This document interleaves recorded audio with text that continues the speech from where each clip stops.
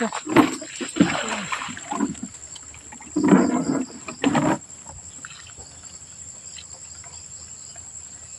Anong uho mga idol? Makakaawa.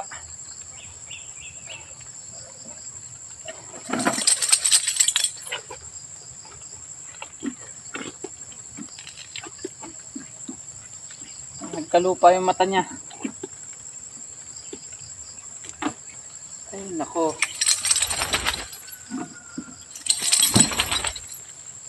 Mamaya tatabo tayo. Papainumin kita.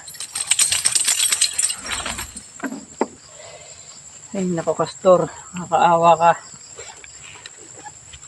Ay nako.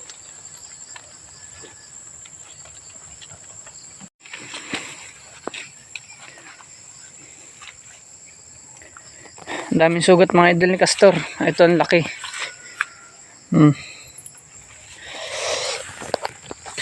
Sa paa, ang daming mga idol. Oh.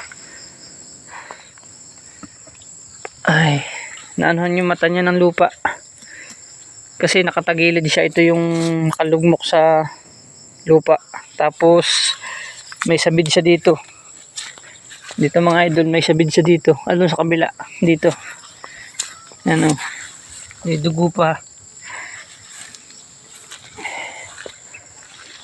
Gustong gusto niya umuwi mga idol sa bahay pero hindi niya kaya.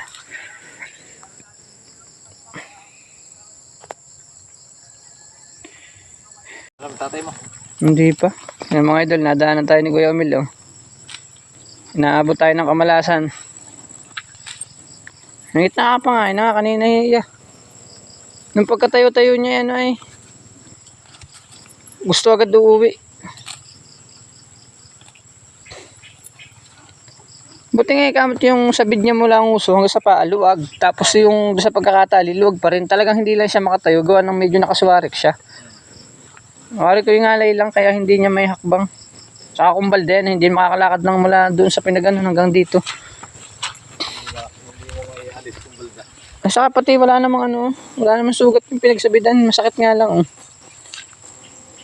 Pag iuwi mo tikukuha, diba matanggal mo na sa patas, babaon yan. Oo nga. Kahit yung unan lang.